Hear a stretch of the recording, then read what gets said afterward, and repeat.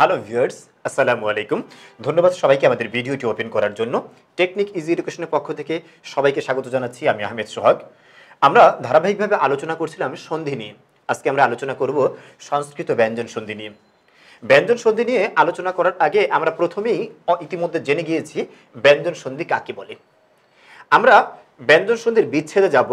এর আগে আমরা প্রথম পর্বে সন্ধির আলোচনায় একটা টপিকস নিয়ে কথা বলেছিলাম। সেটা হলো কোনো শব্দকে যদি আমরা সন্ধি বিশ্লেষণ করতে চাই তাহলে আমাদেরকে হয়তোবা ওই শব্দটার দিকে প্রথম অংশ নির্ণয় করতে হবে অথবা শেষের অংশ নির্ণয় করতে হবে।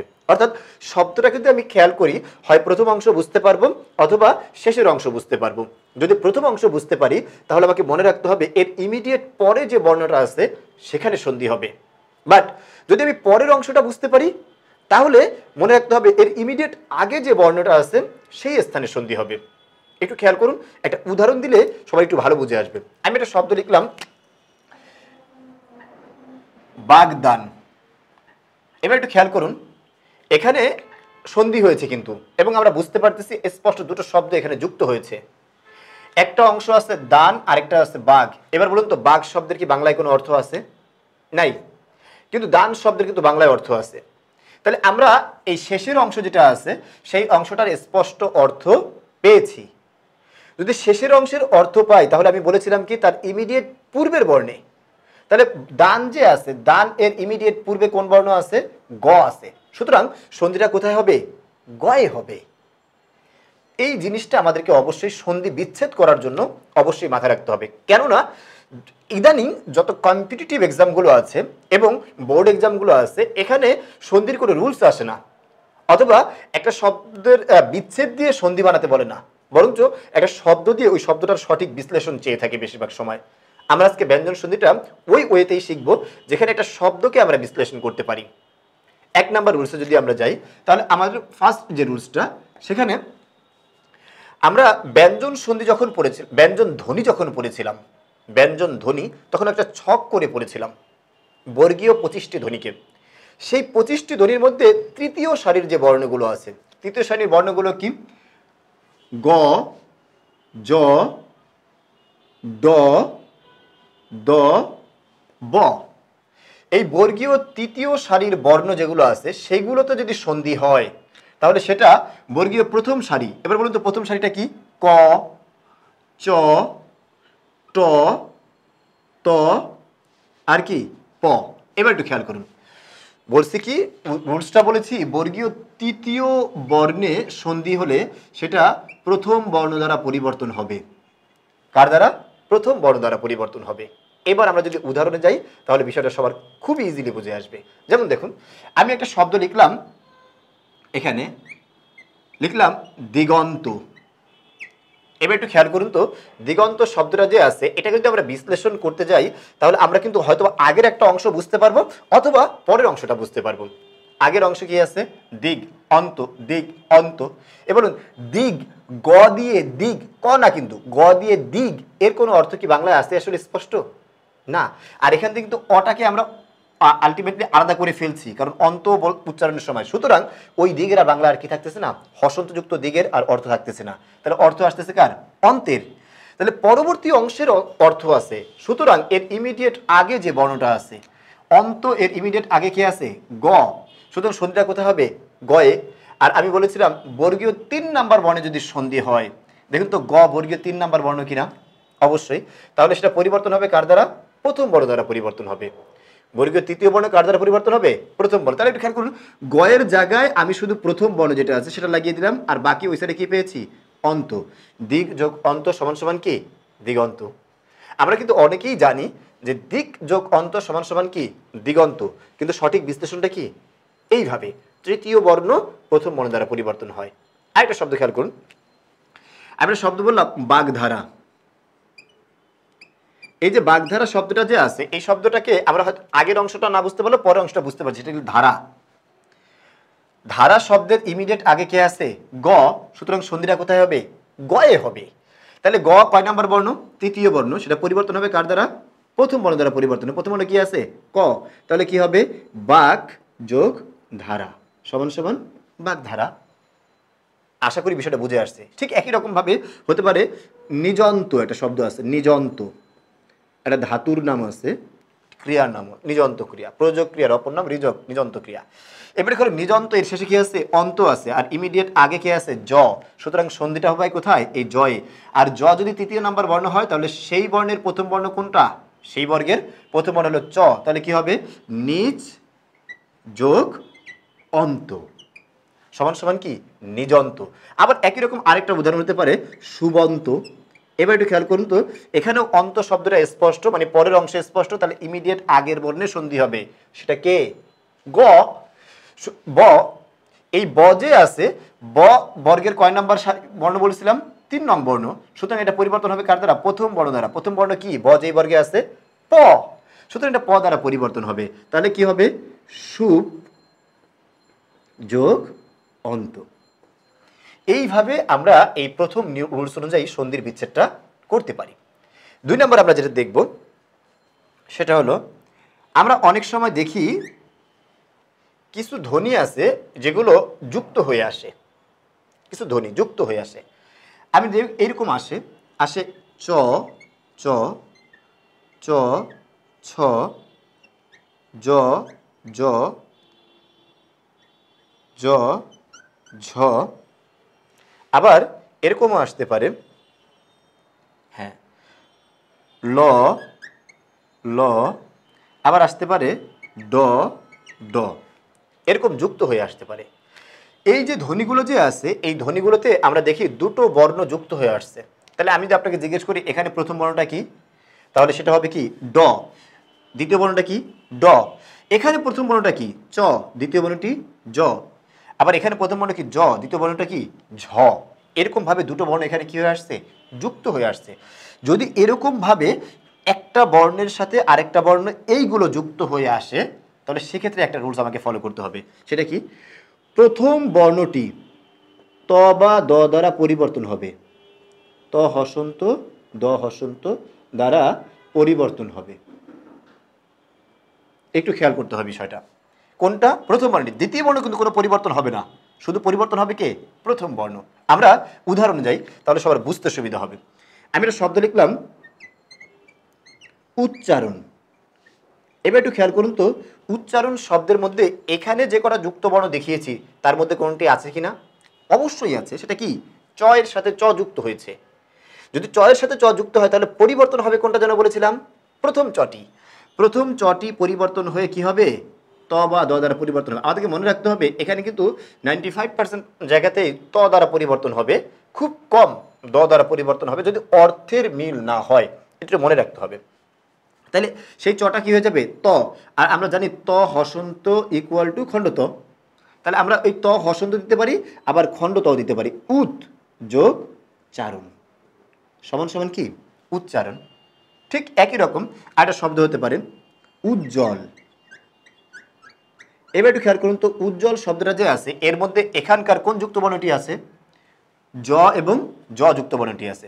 সুতরাং এটাকে বিশ্লেষণ করলে প্রথম জটা যে আছে সেটা ত দ্বারা পরিবর্তন হবে। তাহলে কি হচ্ছে? উত যোগ জল।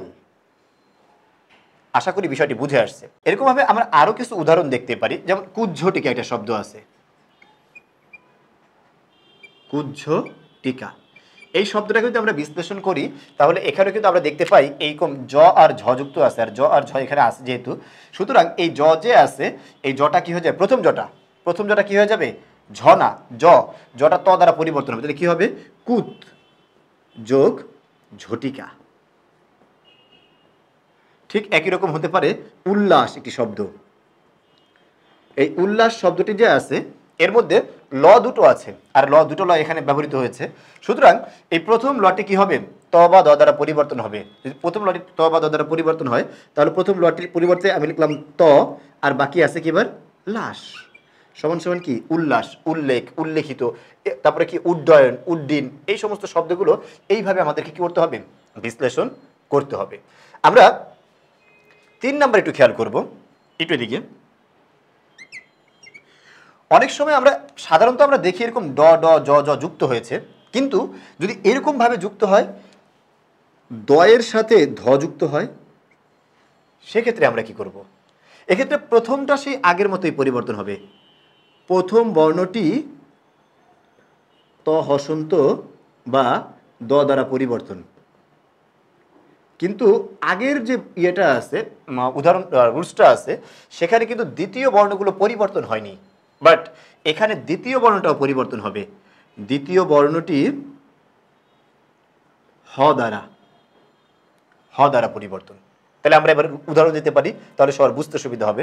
আমি একটা শব্দ লিখলাম উদ্ধার। এবার বলুন তো উদ্ধার শব্দের মধ্যে এখানকার দ ধ আছে কিনা? অবশ্যই দ আর ধ যুক্ত হয়েছে। যদি দ আর ধ যুক্ত হয়ে থাকে তাহলে আমাদেরকে জন্য কি করতে হবে?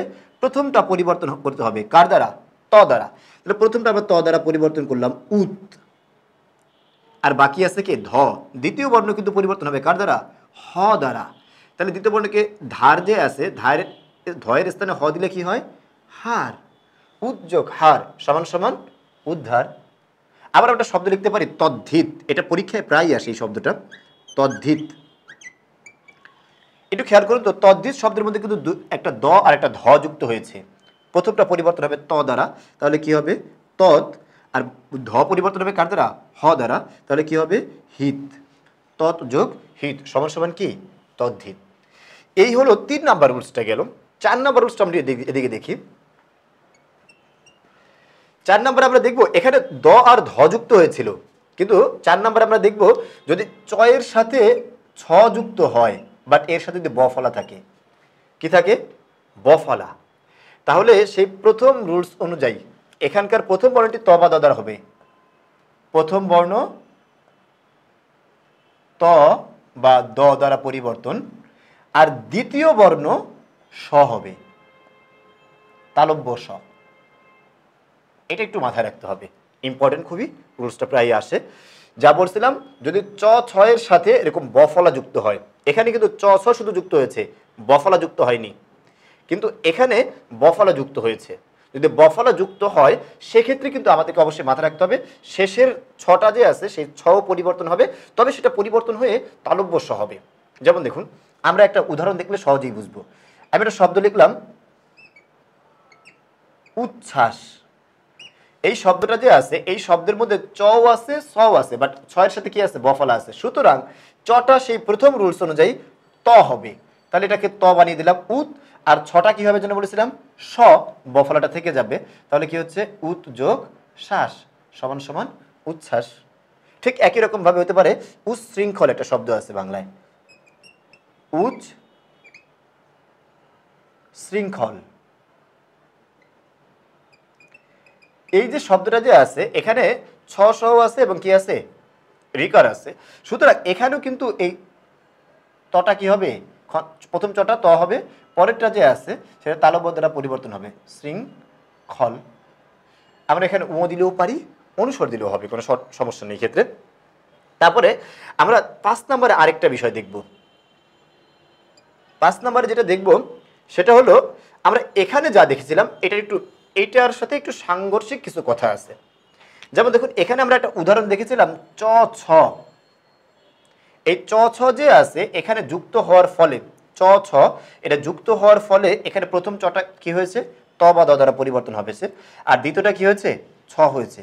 কিন্তু কথা হলো, যদি এই চ ছ যুক্ত হয় আর তার পূর্বে স্বরধ্বনি থাকে, তাহলে প্রথমটা কিন্তু বাদ হয়ে যাবে। কথাটা কি বলছে বুঝতে পারছেন? চ ছ এর পূর্বে স্বরধ্বনি থাকলে